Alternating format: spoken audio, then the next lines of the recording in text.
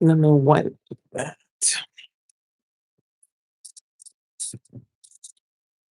Okay, yeah, there we go. Brighter, shinier. Okay,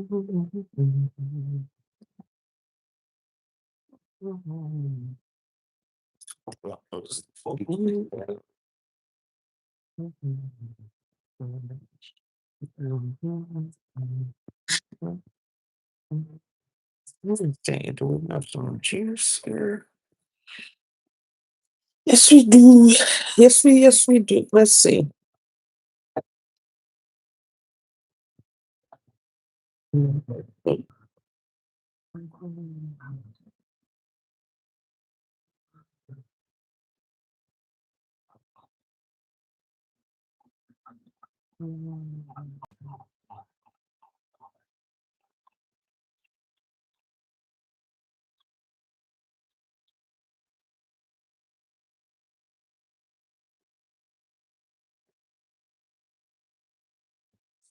Okay. Can you hear me? Oh, look at that.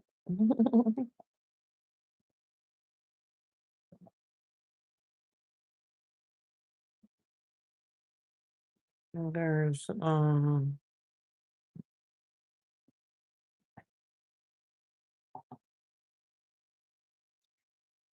hand that wants to show hand. Oh, okay.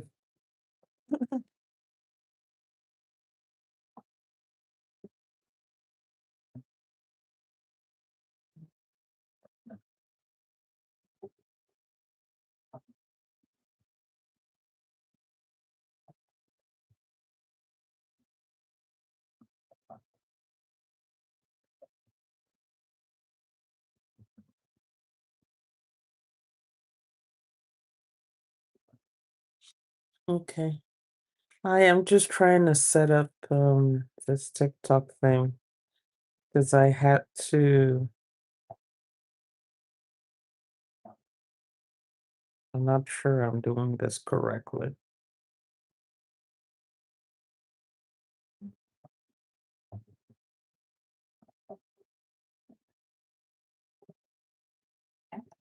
I'm trying to set up the TikTok background because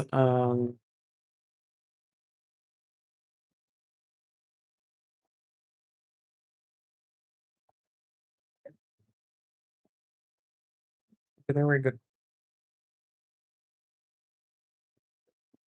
There we go.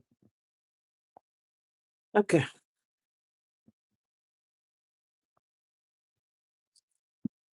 Because we don't need TikTok's drama.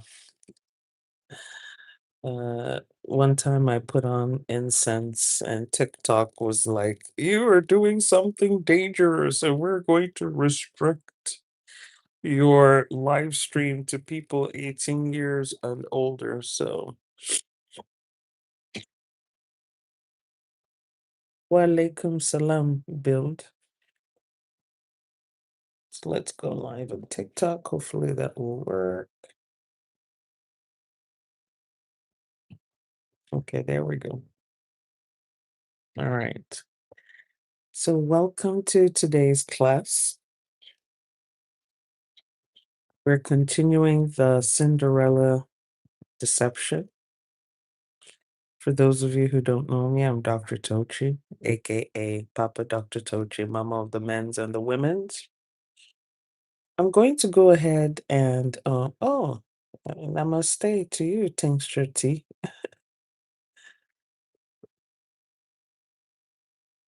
Let me do something a little bit quick here on TikTok.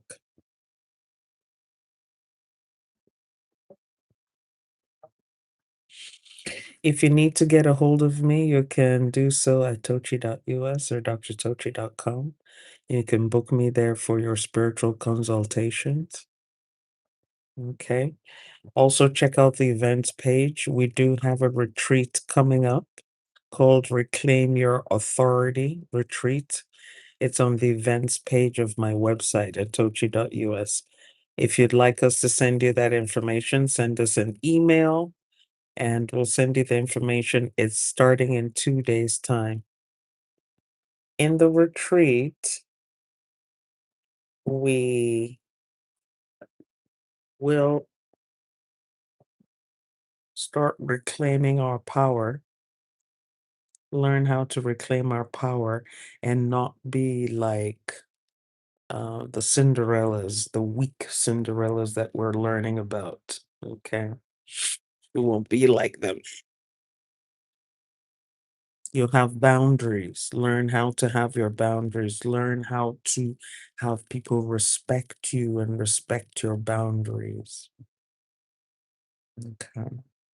That's what we'll be doing there. Thank you for the likes, Pastry Nest.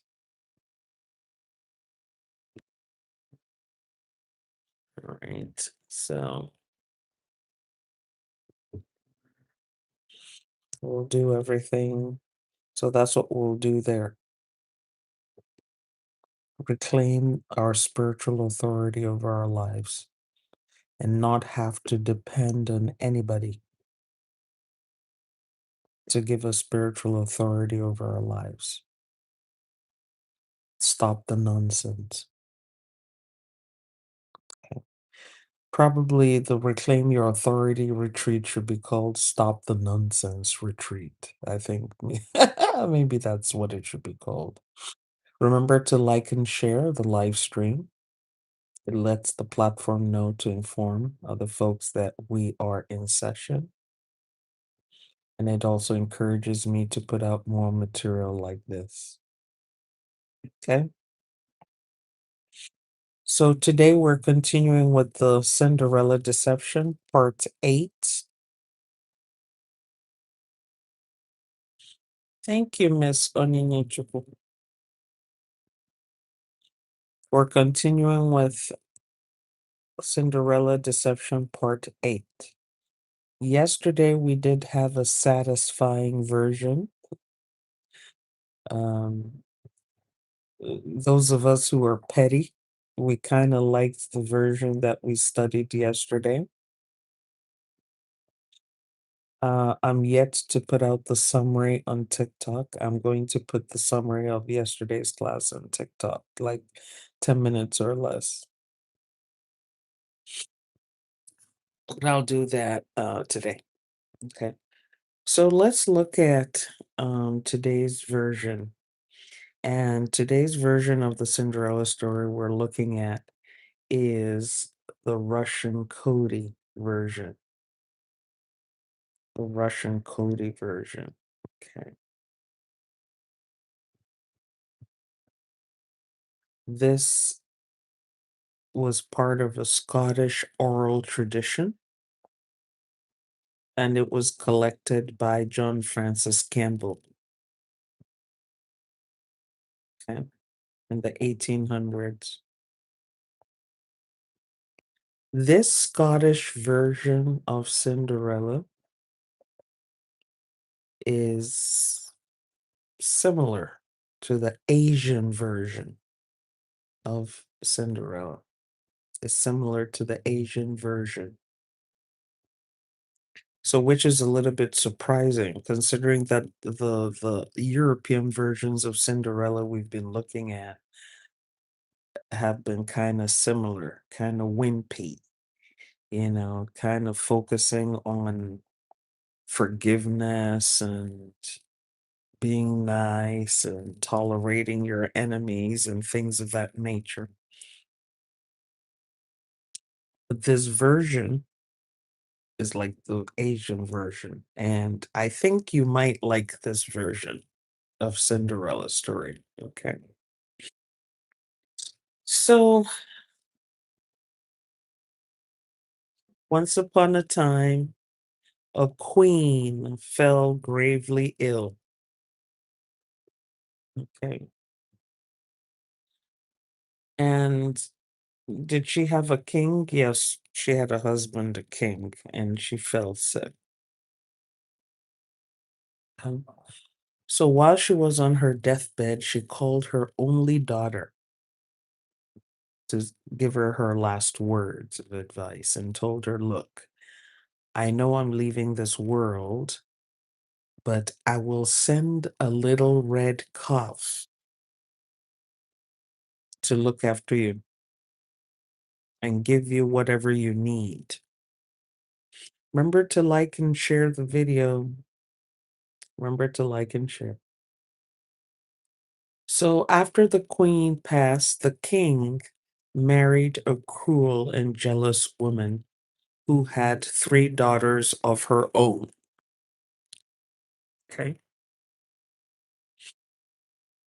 The new queen and her daughters disliked this daughter, which is the same pattern with the other Cinderella stories. They were very mean spirited, they were very ugly, and they put her to work. They stripped her of her fine clothes, put her to work in the kitchen, made her a scullery maid, and they made her wear a rough coat made of woven rushes, which earned her the mocking name Russian Cody. Okay, a coat of rushes. So the stepmother, this new stepmother, fed this girl almost nothing. Okay, she was hoping that she would wither away and disappear. And so she malnourished her.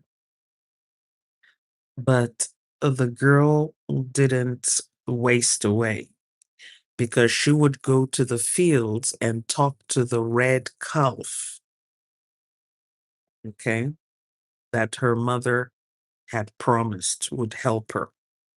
So she would go there. So the magical calf will speak to her and provide her with food and make sure that she remained healthy and beautiful. By and by, just like in the Asian variants of this story, the stepmother discovered what was going on and that Russian Cody was not starving. So she sent one of her daughters to spy on Russian Cody to find out why is she not passing away? Why is she not starving? Why is she not all bones? They found out about the red calf. So the stepmother pulled a John the Baptist and Salome stunt.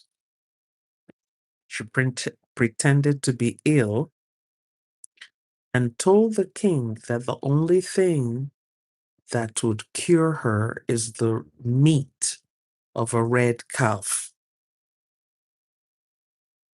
So the king was very eager to heal his wife, so he ordered the calf slaughtered. Okay. So Russian Cody was so brokenhearted and she cried. But before the calf totally passed away, it instructed Russian Cody to gather all its bones after the feast and bury them under a gray stone. And so Russian Cody did exactly that. So we see the similarity to the Tam and Cam story we looked at yesterday. We also see here, before we move forward, we also see neglect and betrayal by the father here. How is it that your daughter has been made into a scullery maid and you do not know this? It's just incredible to believe and to understand. Okay? Incredible. Okay? We also see here her mother explicitly telling her before she passed, the mother explicitly telling Russian Cody How to get in touch with the spiritual. Go out into nature. The calf represents, metaphysically speaking, the calf represents fertility, the potential for productivity. Because when you have a calf, you have the hope that the calf would grow up and start producing its own. Okay. So depending on future sustenance. Okay. So it's just like someone having a future. And this future is just like having an inheritance. Having money in the bank that if you leave that money long enough in the bank, it will grow by compounding interest. So this red calf represented a source, a livelihood, income, sustenance that was going to be multiplied in the future. And so her mother directed her there and said, that's where you need to focus on. That is what will help you. It was a red calf. And you will see in a lot of these stories, we talk about the red calf, the red slippers, the red fish, all thematic of blood, which represents ancestors, the bloodline. Okay. So here again, just like in the Asian variants, the mother, a stepmother, takes out the calf. I am going to take away your future. I am taking away your inheritance. I am going to disconnect you from your bloodline. I am going to disconnect you from your ancestors, that which feeds you. That's wickedness of the high order, wickedness of the highest order. Taking away somebody's source of sustenance, especially when you are not prepared to sustain that person. But the magical calf was like, don't you worry. If I'm not here, after they've sacrificed me, and that's basically what that represented, take my bones, bury my bones under a gray stone. That represents ancestral veneration, ancestral preservation. Keep my bones. Okay? And the bones, the ancestors will work for you. Ancestors will supply you with all you need. So even though you may not see us and hear us the way that you used to when you were talking with the calf, we're still here. And we will still take care of you. We'll still protect you. We'll still provide for you. Okay? The gray stone representing the underworld. Okay? Remember, we talked about the gray theme in some of the Greek mythology and Roman mythology representing the underworld. So that's what we're looking at here. Representation of the underworld, the land of the ancestors, the land of spirit. Telling her that's your connection with the land of spirit. So when Yuletide arrived, Yuletide In this case, is Christmas. They used to call it Yuletide back in the day. The stepmother and her three daughters dressed in their finest gowns to attend the church services, and they left Russian Cody behind to cook the dinner. Remember back in the day, church services were the social highlights for a lot of people. Okay, they didn't have internet the way that we do now. Because I know there's some people out there saying, well, why couldn't she be on her smartphone and get on TikTok? Okay, so for those of you who are Gen Zs, there was no electricity in the days of these Cinderellas. Okay, there was no smartphone. There was no smartphone, there was no internet, there was no AI. Okay, in the days of these Cinderellas. Okay, because I know there's somebody out there who's gonna say she could have just left them go to church and then she could have been playing on her phone. No, there was no electricity. Okay, they used candles, and firebrands, and things of that nature.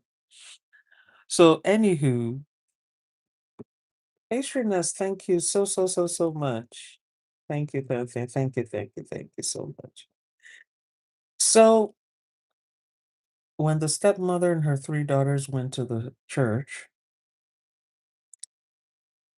a Russian Cody was desperate to go, and she went and tapped on that gray stone under which the bones of the magical calf were buried. Miraculously, beautiful clothes appeared, and she dressed herself. She slipped into the church and was the most beautiful woman in the church.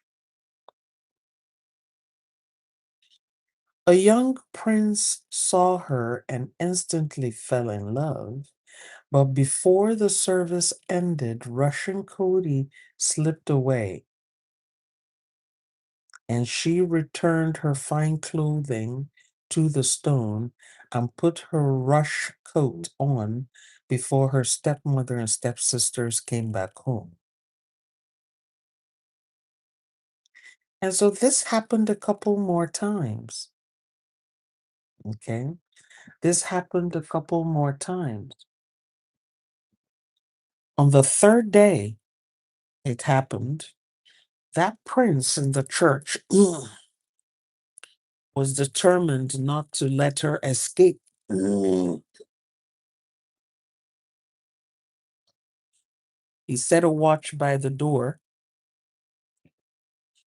and again, as she was fleeing in haste, she lost one of her beautiful slippers. Remember that back in those days, the Yuletide services, I think, were for 12 nights or 12 days or 12 nights. Um, if you visit some of the really old churches in Europe, okay, and I'm talking about the old churches, they didn't have seats, they didn't have pews. Okay, people didn't sit down. You had to remain standing for the entire duration of the church service, which was 3 hours or 4 hours or 1 hour, depending on the kind of church. You had to remain standing. Okay, so if you go to Europe or you live in Europe and you've been to those churches, you will see. I'm talking about the real old churches. They didn't have chairs there.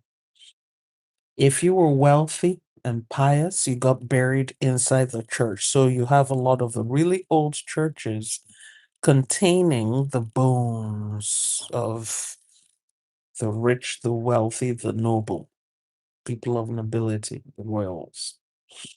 And then, once there was no more space to bury people inside the church, because people considered that holy ground, and being buried in the church meant that you weren't going to be attacked by evil spirits or taken away to hell. Once the church was full, then they started burying people in the churchyard. And if you were considered an evildoer, you were not buried in the church or in the churchyard. Huh. The only people who sat in the churches were nobility, high nobility. So not even all nobility, high nobility. And the chairs are not very comfortable. They were like benches. Okay. But remember that people back then were a lot smaller than we are now. They were a lot tinier than we are now. But they had benches that they sat on. And remember, the women wore these huge ball dresses. Okay. With lots of petticoats and layers and things like that. So there was no air conditioning. Okay. If it was cold, people would place a piece of coal under their dresses between their feet to keep so that the heat of the coal would radiate and keep them warm. If it was hot, basically you stood there and sweated it out. And remember, back then in Europe, people didn't bathe. Okay, they didn't bathe. It wasn't bathing wasn't popular. There was even a time that it was not even recommended. It was considered dangerous to bathe in Europe in those days. uh, So people do use perfumes and oils to try to disguise their body odor. So it's just to give you a picture and a context for how these things worked. So when you were going to these services or going to their get-togethers, you attracted attention by how you dressed and how richly you dressed and your makeup and your perfumes and things of that nature. So the prince declared that he would marry the maiden whose foot fit the delicate slipper. He traveled throughout the kingdom, getting women to fit their foot in the slipper, and eventually arrived at Russian Cody's house. The stepmother, desperate for her eldest daughter, pardon me, to become a princess, took her oldest daughter into a back room to try the slipper. When the slipper was too small for the older stepsister, the stepmother hacked off her daughter's toes and heels until she was able to force the bleeding foot into the slipper. The prince did not notice this and rode off with who he thought was the woman whose foot fit the slipper. And again, that question arises, how is it that you didn't notice that the person you're with is not the person that you were admiring? Remember that in these societies, women and even the men eventually put on a lot of powders and makeup and wigs, and they had so many accoutrements. Okay. And I know I kind of questioned this with the earlier Cinderella stories we discussed. But I kind of thought about it the other day and I said, wait a minute. I know they used to powder themselves heavily and scent themselves heavily, put on all these ribbons and wigs and whatnot. So there might be a possibility that with all that makeup and powder and perfumes and clothing and whatnot, that people just didn't have the capacity to recognize each other the way that we have today. Okay. If you look at pictures from medieval times, you will understand what I'm saying. They had wigs, ludicrous wigs. You know, some of these wigs, I don't know what they were made of, horsehair or sheep hair or whatever, I don't know, with curls and ribbons and decorations and whatnot. If you look at lawyers in countries that used to be under British colonial rule, you will understand what I'm talking about because some lawyers in some countries today still wear that lawyer's wig. And you can see it's white, it has curls, it has a tail, it has all that kind of thing. So that gives you an idea of how people used to dress in Europe in those days. They had these wigs, stiff wigs that would put over their real hair. And so I'm thinking there might be a possibility that the prince was hoping for the best and didn't quite recognize. Um, yeah, he did see the beautiful woman, but you know, by the time you take the wigs off and or change the wigs or something, the person might look different. Okay. But anyway, so he took off with the first stepdaughter on his horse. However, as they rode through the woods, a raven perched on a bush and began to sing. Nip foot and clipped heel behind the screen, but the true bride sits at home in her coat of green. Remember in the other stories too, I think it was it Aschenputtel, where the birds were singing to the prince there as well, letting the prince know that he didn't get the real person. Okay. And back in these stories, the princes, they could understand the singing of the birds and they could understand the speech of the animals. Okay.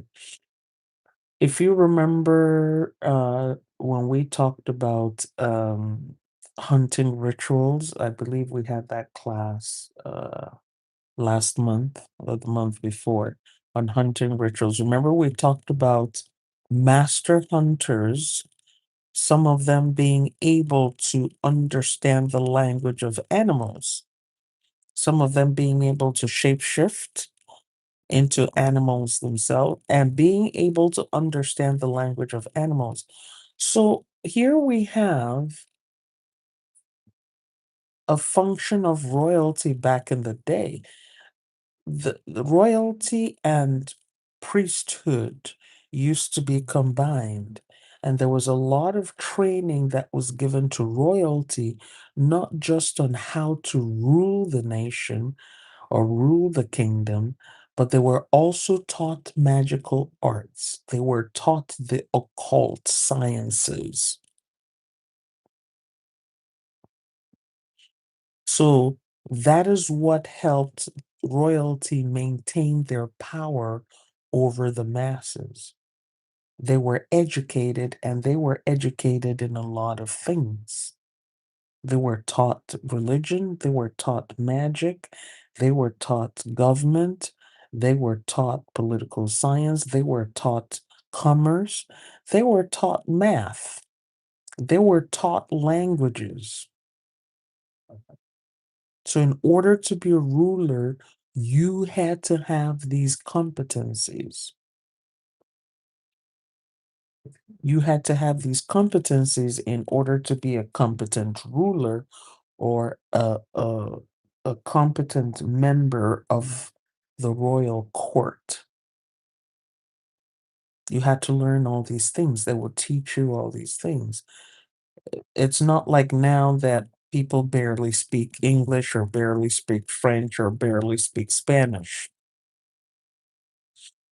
So the prince realized that he had been tricked. He looked down and saw the blood soaking through the slipper and immediately returned the false bride to her mother. He demanded to see if there was anyone else in that house. So even though her stepmother tried to hide her, Russian Cody was brought forward in her ragged coat of rushes. The slipper fit her perfectly, and she returned to the Greystone, transformed into a beautifully dressed princess, married the prince, and lived happily ever after.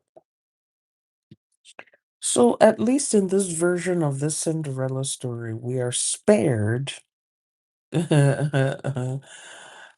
We're spared the sentiment of where she's trying to reconcile with her stepmother and stepsisters. Okay. There's no mention of her father, who also was a king in his own right, stepping in to defend or protect his daughter. And it speaks to how women should expect to know how to solve their problems by themselves and to position themselves in such a way that they will get chosen and rescued. So to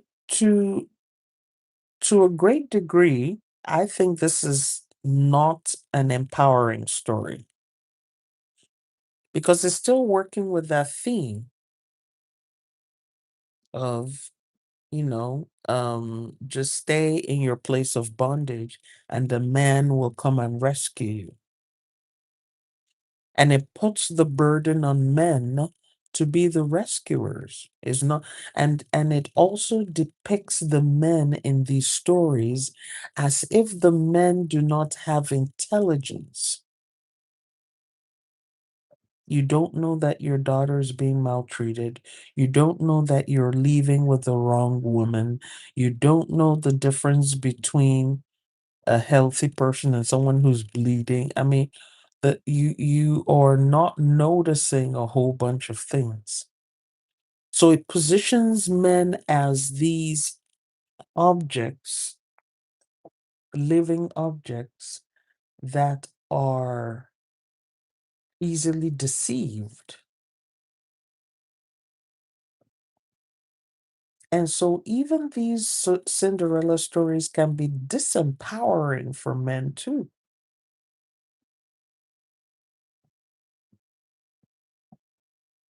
Oh, men never know. Men don't see these things. Men don't understand. Men don't notice. That's how it's positioning all the men in these stories. Again, I would ask the same question in this story. Why didn't Russian Cody, knowing that she had a magical calf, why didn't she ask that calf to take her away from a place of bondage? Or why didn't she ask the calf to help her remove her wicked stepmother and stepsisters from the house? It positions the Cinderella as a helpless person who needs to be told what to do at all times. And you see how this is different from the Asian versions. This is different from even the Native American version, okay? Where the woman is resourceful and she thinks for herself, okay? So, what comments or questions do you have about this story? I think it was interesting,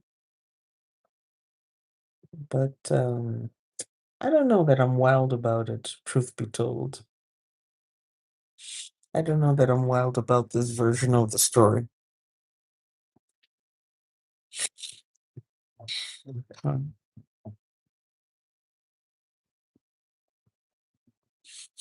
And some of the notes I have here say that later versions of the story, especially when it went to print, focused heavily on the moral lessons and divine justice and softened the heroine's cunning and the stepfamily's harshness.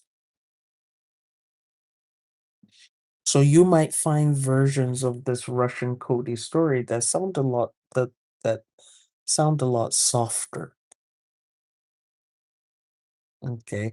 And again, that was to cater to people's tender sensibilities and to cater to their religious programming. Okay. Oh, they couldn't. Oh, the stepmother and the stepsisters couldn't have been that bad. It's not possible. It couldn't have been that terrible. Maybe they weren't nice, but it couldn't have been that bad. But they were.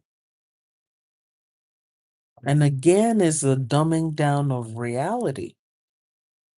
It's really the dumbing down of reality. And basically, if you are going through a hard time, if you're going through oppression, stay there and endure it. Eventually, you will be rescued. If you magically are able to put yourself out there. So, but the question still remains, suppose you're not young, suppose you're not beautiful, suppose you're not strong, suppose you don't have magical devices. Does it mean that no one will come and rescue you? So you see, that in itself becomes a challenge. And that's why I like the Asian versions and the North American version, because those versions are not depending on a Cinderella's beauty. They don't depend on her beauty. It depends on her just going out and getting what she wants. You know what I'm saying? All right, so that's it for this story, Russian Cody. I hope you enjoyed it as much as I did researching it. We have one more, an Arabian version of um the Cinderella story. Okay. And we'll hear how interesting the Arabian version was. And then we're going to move on to other categories of stories. Remember that stories can influence how you manage your life. If you listen to the wrong stories, they can influence you wrongly.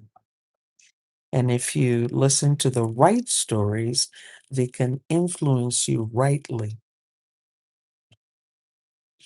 These Cinderella stories, remember, were oftentimes bedtime stories or nursery stories for children. And children grew up listening to them and believing that this was how they were supposed to conduct their lives. And it is stories like this that reinforce oppressive patriarchal structures.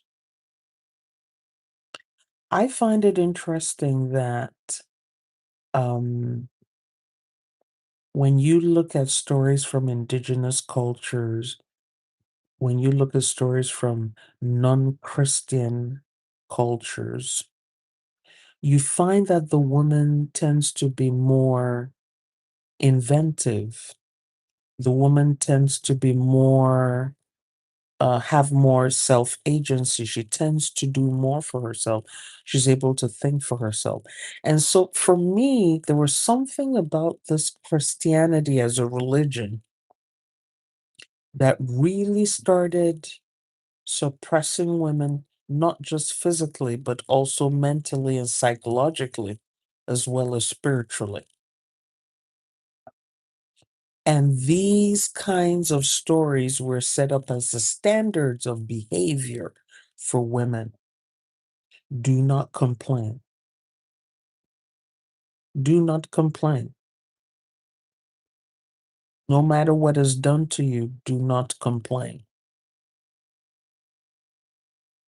So I find that to be problematic.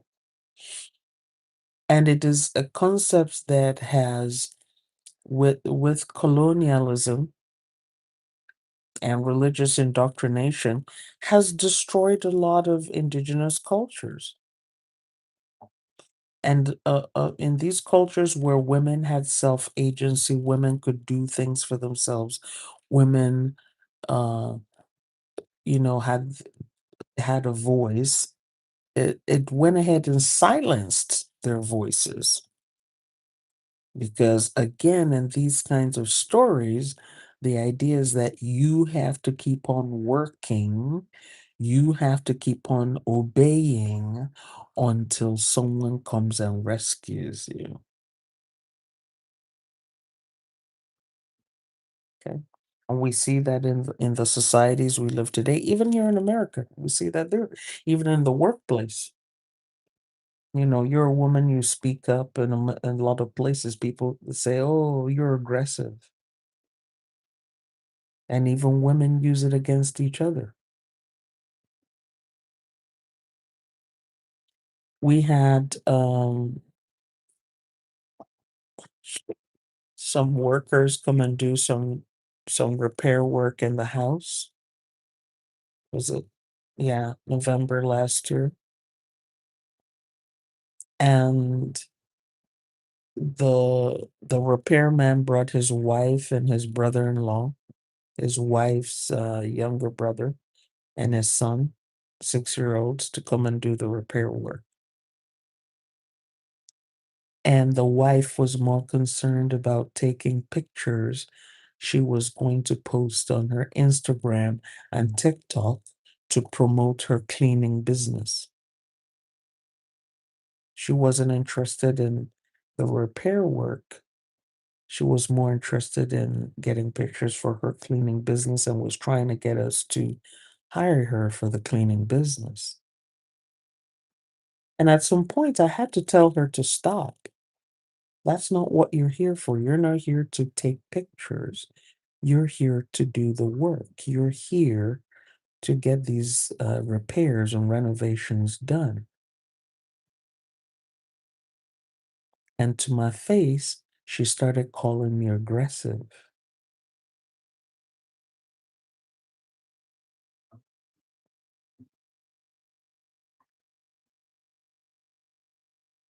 And should I add too that she was carrying a Christian banner so high? So she kept on talking about how her church went to Africa, to Kenya, to go feed hungry Africans, all the charitable work she did, always blasting Christian music. We had no peace in the house, just blasting this thing on her phone, top volume. And when you'd ask her to tone down, she would turn around and call you aggressive.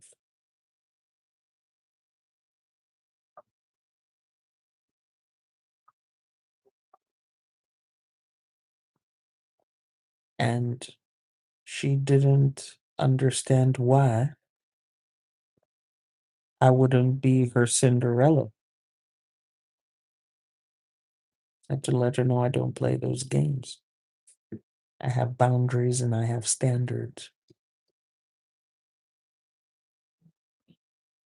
And I ensured that when her husband was done with the renovations and all, she did not get the housekeeping, the house cleaning bit of it. We we don't reward foolishness. Okay. All right. So remember again, we do have the retreat.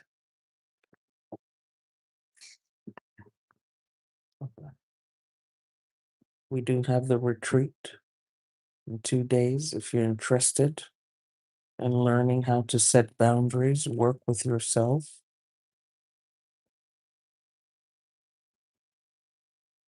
get away from the Cinderella programming. You're welcome to reach out and we'll let you know how to secure your seat. for the retreat. 7 days, 2 hours each day of inner work. Okay?